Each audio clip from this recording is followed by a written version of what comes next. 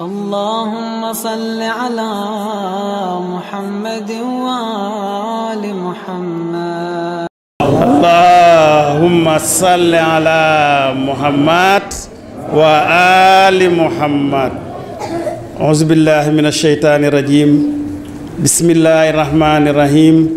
الحمد لله رب العالمين والصلاة والسلام على أشرف الأنبياء والمرسلين سيدنا ومولانا أبي القاسم المصطفى محمد. صل على محمد وعلى آله طيبين الطاهرين. السلام عليك يا رسول الله ورحمة الله وبركاته. السلام عليك يا نبي الله. السلام عليك يا حبيب الله.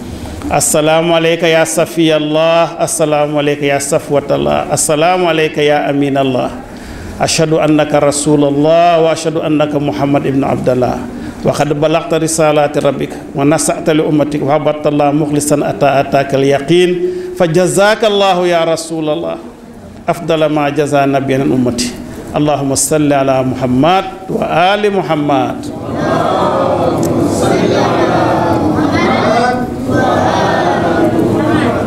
mbokk yi bala ma indi tuuti li may barkeeloo ci bis bi ma jéem a tënk rek ci tubaab liñ fi jot a wax ndax am na suñuy mbokk yoo xamante ne dégguñu wolof français lañ dégg. Donc incha allah avant d'entrer un peu dans mon propos par rapport à ce jour béni, nous allons essayer seulement de résumer ce que nos prédécesseurs, nos illustres cheikhs ont dit dans leur intervention en ce jour béni, qui est le jour de l'anniversaire de la naissance de la meilleure des créatures de Dieu, du représentant attitré d'Allah, de la face d'Allah, Seydina Maulana Abil Qasim Mustafa Muhammad.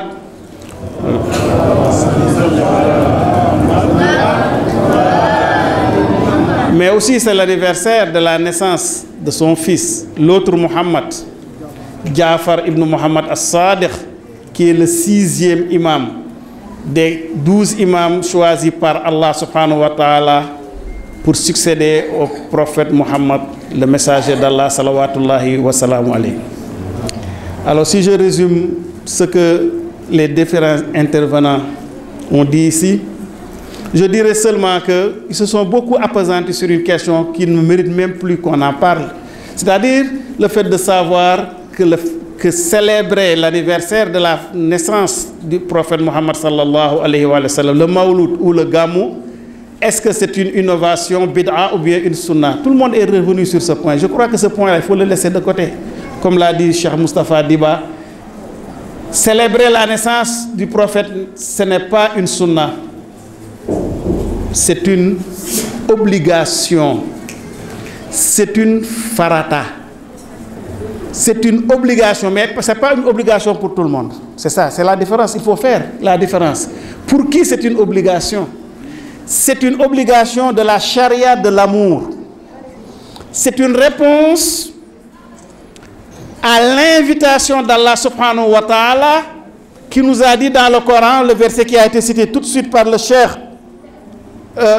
qui m'a précédé, Cheikh Alioune Semotrondo, qui a été vraiment notre ndiatigé à Mashhad, qu'Allah lui accorde longue vie sous la direction de Maulana Cheikh Mohamed Al-Aidara. Dieu a dit Khulla as'alukum alayhi ajran ila al-mawaddata fil qurba. Il dit ô toi prophète, je t'ai envoyé comme étant une miséricorde pour l'humanité. Tu les as fait sortir des ténèbres vers la lumière.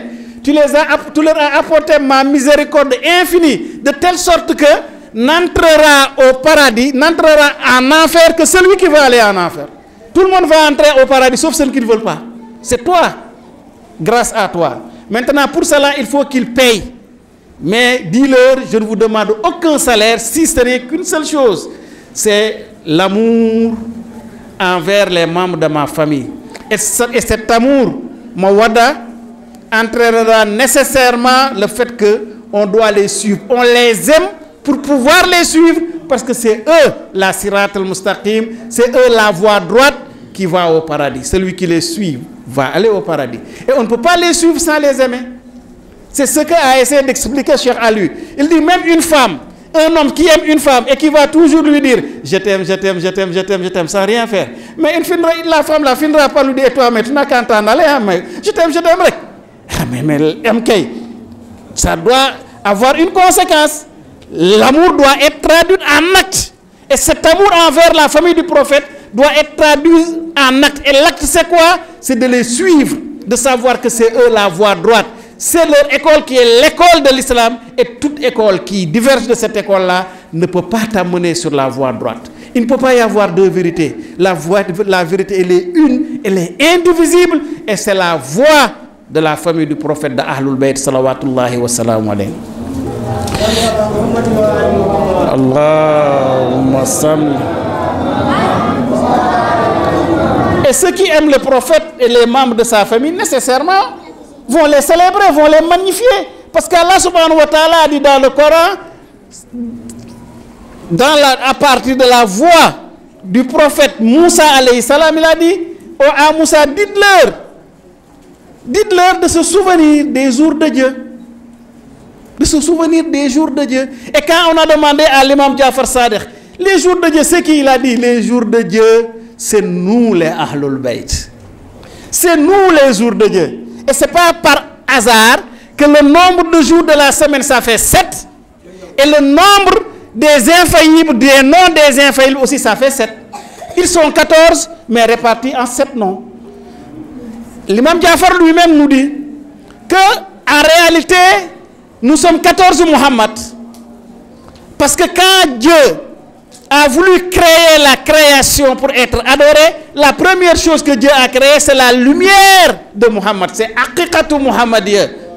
La lumière muhammadienne primordiale. Et Dieu l'a créée et l'a divisée en une entité qui est constituée de 14 entités de lumière. Ce qu'on appelle le plérum des 14 infaillibles. Et Dieu l'a nommé Taha. C'est pourquoi chaque fois nous rappelons que si vous prenez le mot Taha en arabe, si vous prenez le Ta, la lettre Ta, ça fait 9. Si vous prenez le He, ça fait 5. Si vous faites 5 plus 4 égale 9. Et Dieu a dit que le Coran est un livre codé. Et donc cette première création qui est la lumière de Muhammad, l'imam Jafar a dit que le premier Awwaluna Muhammad, le premier d'entre nous, c'est Muhammad, c'est celui-là dont nous célébrons l'anniversaire, c'est Sayyidina Muhammad sallallahu alayhi wa sallam, le messager d'Allah. Il dit wa awsatuna Muhammad, celui qui est au milieu, aussi c'est Muhammad Baqir son père. Parce qu'on dit Muhammad 1, Fatima 2, Alioune 3, si vous voulez, ou bien vous dites Muhammad 1, Alioune 2, Fatima 3, c'est la même chose. Muhammad 1, Alioune 2, Fatima 3, Al-Hassan 4, Al-Hussein 5, Imam Ali Zainul Abidin 6. Et qu'est-ce qui va venir? Muhammad Baqir, 7e, qui est aussi un Muhammad. C'est pourquoi il a dit le premier est Muhammad, celui qui est au milieu, c'est le 7e, c'est aussi Muhammad. Après il dit wa awsatuna Muhammad wa akhiruna Muhammad. Il dit le dernier aussi des 14 c'est Muhammad. Vous partez de Muhammad Baqir, c'est Jafar Sadiq lui-même, Moussa al-Kazim, Ali Rida, Muhammad Taqi Jawad, Ali Naqi, Hassanul Askari, et le 14e, c'est Muhammadul Mahdi. Il dit donc le dernier, c'est Muhammad. Premier Muhammad, celui qui est au milieu Muhammad, le dernier Muhammad, Milaj, Kulluna Muhammad. Nous, tous les 14, nous sommes des Muhammad. Salawatullahi wa salam alayhi. Et à partir de cet instant où Allah a créé la lumière muhammadienne, qui en a fait sa première créature, à partir de cette créature-là qu'il a créé toutes les autres créatures. Qu'il a créé les cieux, la terre, les anges, les djinns, tout. Et a décrété que c'est aussi ces 14-là qui sont ses représentants. On ne pourra jamais connaître Allah, ni dans ce monde, ni dans l'autre monde. On ne pourra jamais le voir, ni l'entendre. Mais pour avoir accès à lui, on passe par ces Muhammad qui sont les manifestations de Dieu. Et c'est pourquoi Dieu a dit que ce sont eux, leur face. La face de Dieu, c'est Muhammad, ce sont les 14 infaillibles. Cette face tournée vers Dieu, mais aussi cette face tournée vers les créatures. C'est eux que nous adorons. C'est eux qui sont la voie. Et le jour du jugement dernier aussi, c'est eux qui vont nous juger. C'est pourquoi Dieu a dit, tout va périr, kullu man alayha fanin wa yabqa wajhu rabbik zul jalali wal ikram. Tout va périr, mais va subsister éternellement la face de votre Seigneur, wajhu rabbik, de ton Seigneur, zul jalali wal ikram, le possesseur de la majesté et de la grandeur. Et si vous prenez aussi le mot wajhu en arabe, face, wajhu waw, c'est 6, jim 3, ça fait 9. Et vous allez avoir le ha encore qui va revenir, qui fait 5. Ça fait 14. Donc la face de Dieu, c'est Muhammad, c'est Taha. Ce sont les 14 infaillibles. C'est pourquoi tous les cheikhs qui sont passés par là ont voulu nous rappeler une chose. C'est-à-dire qu'on ne peut pas adorer Dieu tel que Dieu le veut si on ne suit pas les membres de la famille du prophète, les Ahlul Bayt, si on ne suit pas la voie du chiisme. Tout ce qu'on fera et ce qu'on dira alors sera incomplet. Donc c'est pourquoi nous invitons tout le monde à venir s'accrocher à la corde de Dieu qui est Muhammad et les membres de sa famille. Salawatullahi wa salamu alayhim ajmaïn. Celui que nous célébrons aujourd'hui, c'est Muhammad, mais c'est les 14 infaillibles. Ce sont les jours de la semaine. J'ai dit qu'ils sont 14, mais si vous prenez leur nom, c'est 7 noms seulement. C'est Muhammad, Aliyun, Fatima, Al-Hassan, Al-Hussein. Parce que si Jafar et Moussa. Parce qu'après, ce sera des répétitions. Vous prenez l'Hassan Askari, c'est une répétition de l'Hassan. Vous prenez l'imam Muhammad Baqir, c'est une répétition de Muhammad sallallahu alayhi wa sallam. Vous prenez Muhammad Taqi Jawad aussi, c'est une répétition de Muhammad. Vous prenez Ali Naqi, vous prenez Ali Zainil Abidin, vous prenez Ali Rida, tout ça c'est des répétitions d'Ali ibn Abi Talib. Donc si vous faites la somme des noms, ça fait 7, ce sont eux les 7 jours de la semaine, mais aussi sont les 12 mois de l'année. Les 12 imams sont les 12 mois de l'année. Donc c'est eux les représentants de Dieu dans le temps et dans l'espace. Donc les célébrer, c'est en réalité célébrer Allah subhanahu wa ta'ala. Et la naissance maintenant, c'est le jour tout simplement où le prophète est venu dans ce monde. Le prophète Muhammad sallallahu alayhi wa sallam, Dieu l'a créé, ainsi que les 14 infaillibles, au moment où Dieu n'a rien créé, sont les premières créatures de Dieu. Et depuis que Dieu les a créés, il leur a tout délégué. C'est pourquoi certains sont déroutés en lisant le Coran. Quand ils lisent le Coran, quelquefois ils voient Dieu en train de dire « je ». Moi, Dieu, j'ai fait quelque chose. Mais dans la plupart des cas, il dit nous. Inna na'nu nazalna zikra wa inna lahu lahafizun. C'est nous qui avons fait descendre le rappel et c'est nous qui en sommes les gardiens. On nous dit que Dieu est unique, puis il dit nous. Et dans les circonstances les plus importantes du Coran, Dieu dit nous. Certains disent que oui, ce nous-là, c'est le nous de majesté. Non, Dieu veut nous faire comprendre que c'est lui qui est le créateur. Mais il a délégué ses pouvoirs aux 14 infaillibles, et ce sont ces 14 infaillibles-là qu'il dit nous.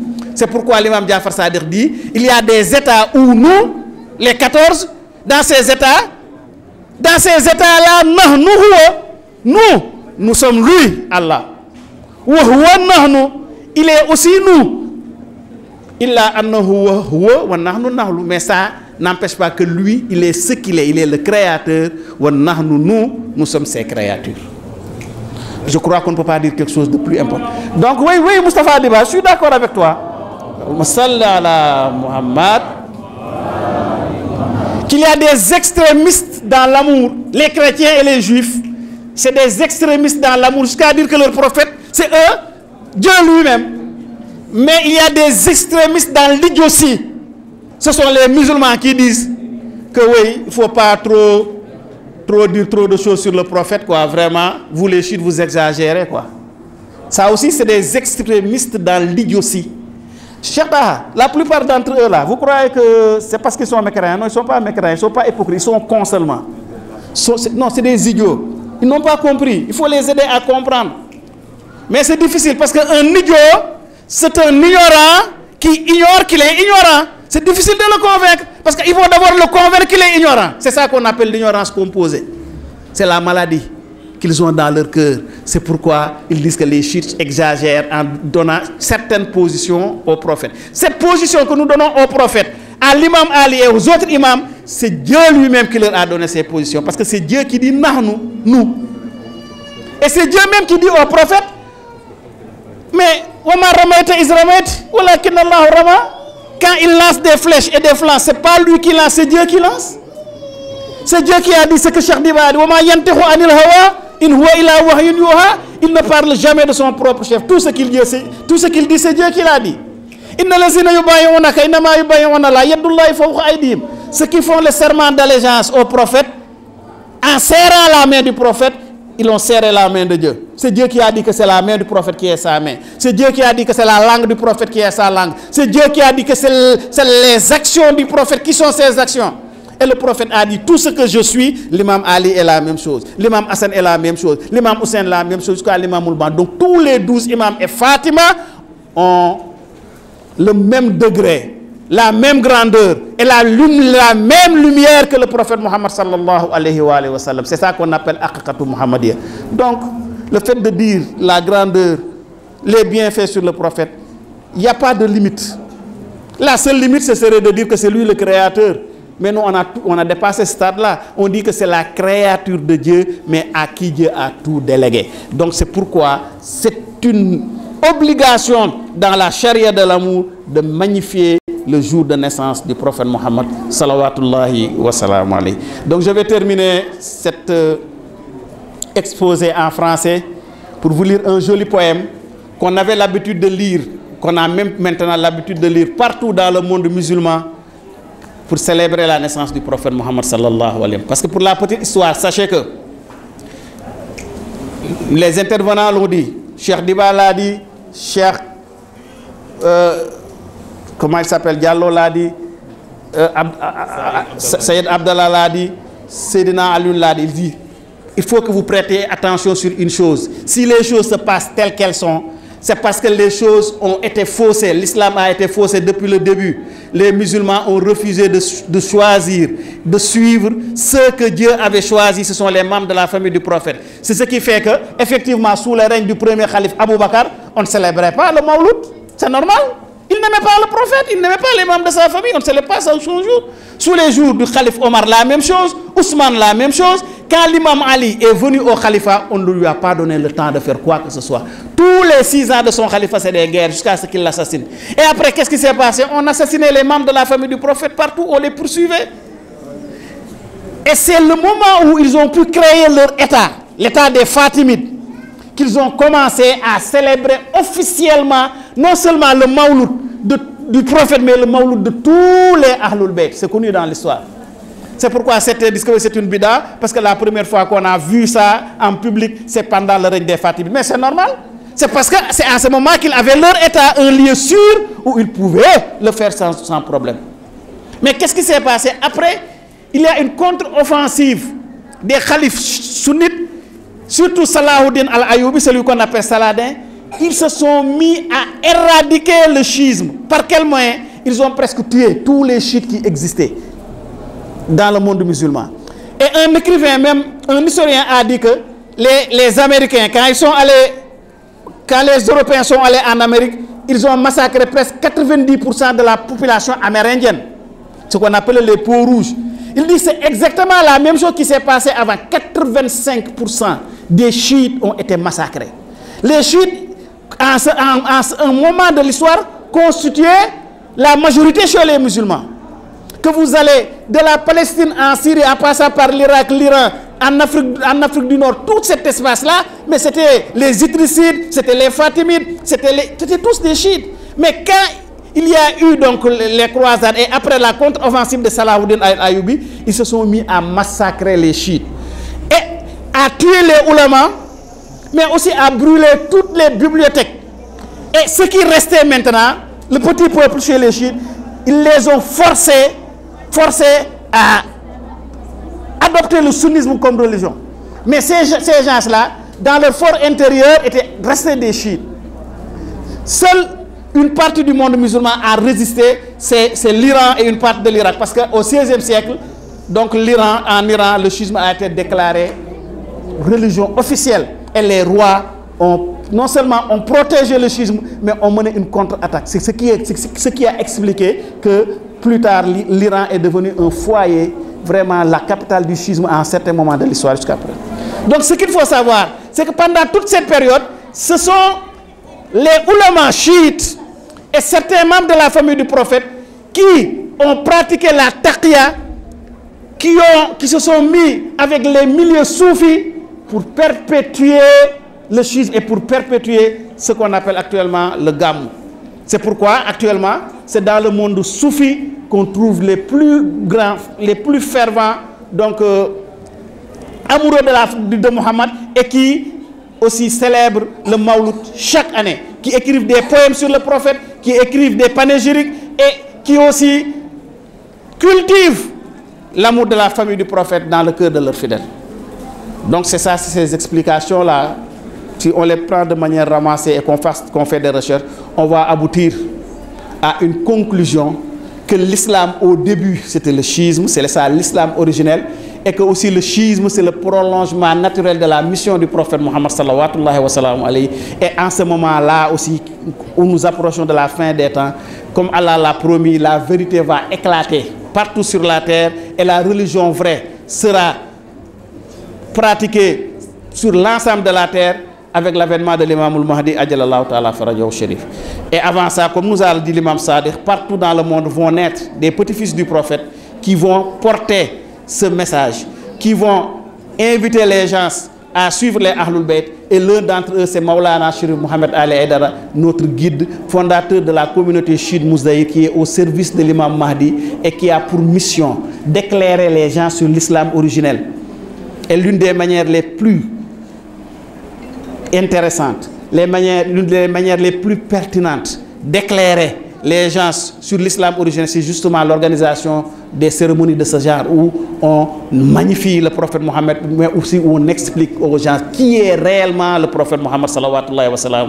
C'est ce que Cheikh Moustapha Diba a dit. Si vous voulez connaître qui est le prophète, n'allez pas demander à ceux qui n'aiment pas le prophète.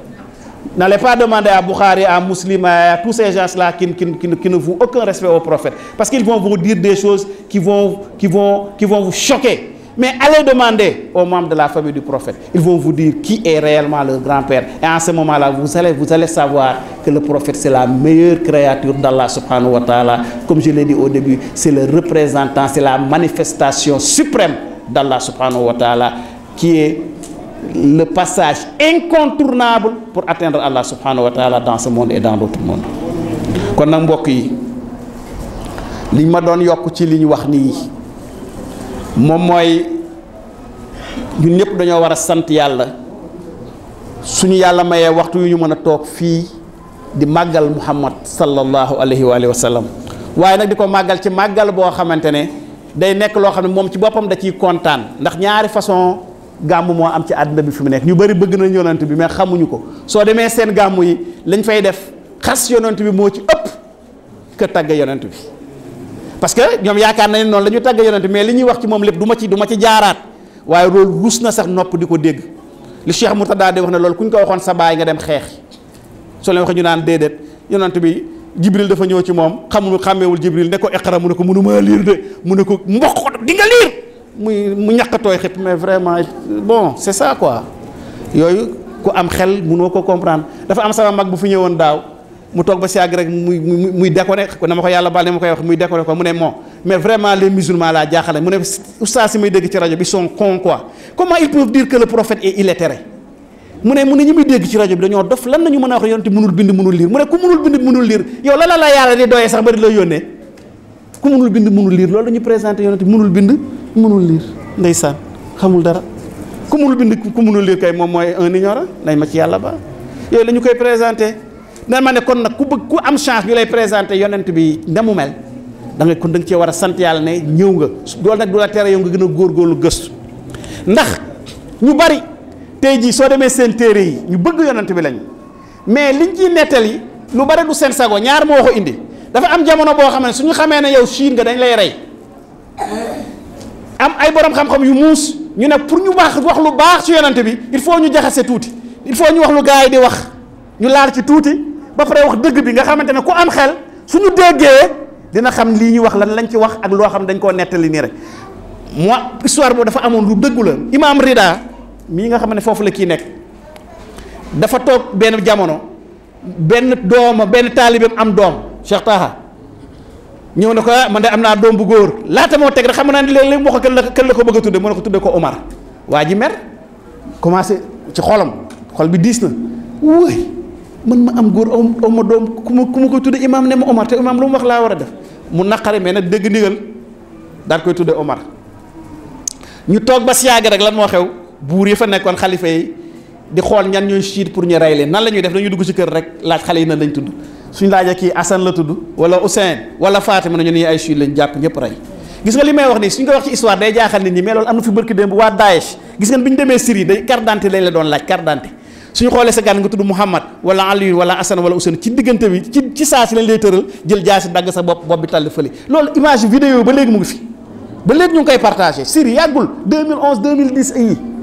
noonu lañ doon def waa ji nee na mu toog ba si yàgg rek soldat xalifa bi da débarqué këram ñëw rek gis liir na ko liir bi na la tudd mu ne Omar ñu ne génn leen ci ñi duñu ay chiite kooku noonu la muccee moo tax nitu yàlla yu baax yi nga xamante ne dañoo nekk ci ay tarixa mooy yoon nag dafa war a am fu mu jëm tarixa mooy yoon ba ñuy sàkk tarixa yi mooy yoon bu la yóbbu ci ahlul bayt maanaam dañoo gëmoon schisme xam ne moom mooy dëgg ñu xam ne suñ tuddee tur wa ñu sàkkal leen pexe wala du ñu seen mission du dem ñu utiliser taqiya ñu ne ay tarixa mais tarixa mooy yoon kenn ñaanul yàlla toog ci yoon rek bañ a dem un chemin kay il doit avoir une destination yoon bi mooy bi lay yóbbu ci schisme moo tax soo bindee seen téere yépp da ngay gis ci début ñuy wax tuuti ci gaa yi ñooñ mais suñ demee ba ci dëgg bi ku ci mel ni Cheikh Ahmed Tidiane Chérif soo demee mu wax la moom ñan la yaakaar soo demee ci al ahzab wal awraad dafa cité nommément 12 imam yi may wax yépp ne ci ñii la yaakaar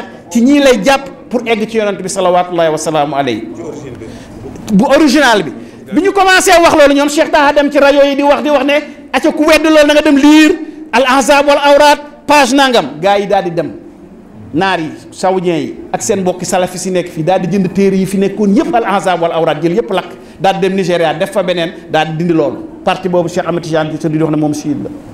léegi sax yu bees yi. baxru tawasul bi yëpp dañu. léegi sax nee na yu bees sax far baxru tawasul boobu nga xamante ne lépp dañ ci dindi ba mu jeex. mais attention Cheikh Ahmed Tidiane Chérif ak moom rek laa ciy tudd mais ku am xel li may wax nga déglu ñi ñuy wax ñëpp ne ay tarixa ku ci nekk. soo dul sëtu yonent bi da nga ne yow jaamu yonent ba nga wala mbindaan nga ca kër yonent ba wala dem nga fa inscrire parce que yow da ngaa bëgg ëllëg suñuy recenser waa kër yonent bi ñu boole la ci waaye yow mi nga xamante ne yow déjà yaa ngi ci biir waa kër yonent bi kon nag yow amatoo droit dem di jëli leneen li nga xamante ne bokk ci woon ñoom dañ koo defoon noonu pour aar seen bopp lu da nga koy bàyyi foofu nga jël original parce que original mu ngi ci ñoom mais malheureusement na ma yàlla baal dem nañu ba même tarixa yi dañ leen a infiltré ñu bañ waa kër yonent bi ba sëriñ yi def ñu baax ñooñu nga xam dañoo indi woon li waa kër yonent bi jàngale pour jox ko nit ñi pour ñu bëgg yonent bi lu ci mel ni salaatul fatihi mais salaatul fatihi allahumma salli ala sayyidina muhammad al fatihi lima uxliqa wal xaatimi lima sabaqa naasiril xaq bil xaq wal haadi ila siratika al mustaqim wa ala alihi gis nga de indi nag waa kër yonent bi xaqa qadrihi nee na loolu mooy xaqa qadrihi xaqa qadrihi c'est très difficile à traduire xaqa qadrihi soo ko bëggee wax moom mooy daal li nga xamante ne c'est l'essence de la chose li tax loolu am wa miqdaari al azim mais foofu la salaatul fatiha yam cheikh noonu la ko jàngale noonu lañ ko doon wasifa mais biñ demee ba infiltrer leen lañ dem ba léegi ñu dugal ci loo xamante ne amul ku ñimee wax ne loolu bokk na ci salaatul fatiha sallallahu alayhi wa ala alihi wa sahbihi wa sallama taslima mais loolu bokku ci je défie tout le monde laa képp kuy borom xam-xam ñëwal prouver ne man loolu ci salaatul fatiha la bokk mais bokku ci ñëpp a xam ne bokku ci mais fexe nañ ba dugal ko ci kon léegi lan la indi mooy li yonent bi waxoon ne dee leen julli ci man waaw la prière du prophète julli ci yonent bi allahumma salli ala muhammad wa ali muhammad mu ne dee leen julli ci man mais bu leen ci yokk bu leen ci wàññi parce que su ngeen ci wàññee salaatul batra la ma ne mooy ngeen julli ci man te julliwu leen ci sama njaboot mais nee na su ngeen ci yokkee leneen tam yàq ngeen ko allahumma salli ala sayyidina muhammad wa ala alihi wa sahbihi mais wa sahbihi lan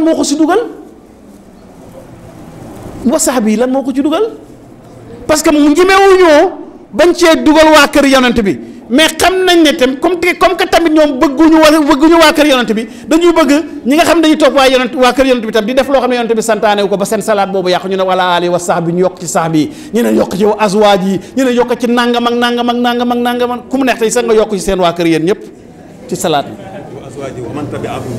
waaw wa man tabi'ahum bil ihsani ila yawmi din kon yow sax yow Cheikh Taha dañuy julli ci yow léegi mais c'est grave kon nag loolu xam nga loolu mooy ñan mooy ñi di baa doon wax mooy ñi dem ba ne yonent bi ak ñun ñoo yem bon de toutes les façons yàlla moo ko yónni woon ñëw na dem bon mais ñun ñëpp ñoo yem waa képp koo xam ne nee nga yow ak yonent bi yéen a yem yow génn nga ci lislaam bul nax sa bopp wala nee nga yonent bi ak diw ñoo yem génn nga ci lislaam kon nag bu ñu nax suñu bopp ma ne kuy topp téere yi yooyu nga ciy gis ñi nga xam ne ay rajout la yoo xam ne kenn boolewu ko ci woon waaye li am ba am mooy képp ku ne bëgg nga yonent bi yaa ngi topp yonent bi te bëggoo waa këram toppoo leen yaa ngi nax sa bopp naxoo yonent bi naxoo waa kër kon nag mbokk yi foofu laa koy yemale maa ngi koy yemale fi di ñaan yàlla ñu fekk ko ay déwén yu bari Mawlana Chérif Mouhamed Ali yàlla na la yàlla bàyyi sunu kanam ak wér-gu-yaram ak jaamu yàlla bu yàlla nangu may ñu ko ba kara nga teg ñu ci loxo imaamul mahdi ajalallahu taala farajo Chérif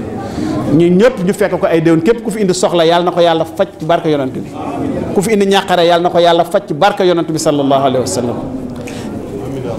sunu réew rii ak réew jullit yëpp yàlla nañu yàlla may jàmm biir jàmm biti jàmm kër jàmm àll sunu noon yi yàlla na leen yàlla alak comme ni mu alago woon waa Aad ak Samud ñu génn ci loolu saalimin ghanimin bi barakati salawat ala muhammad wa ali muhammad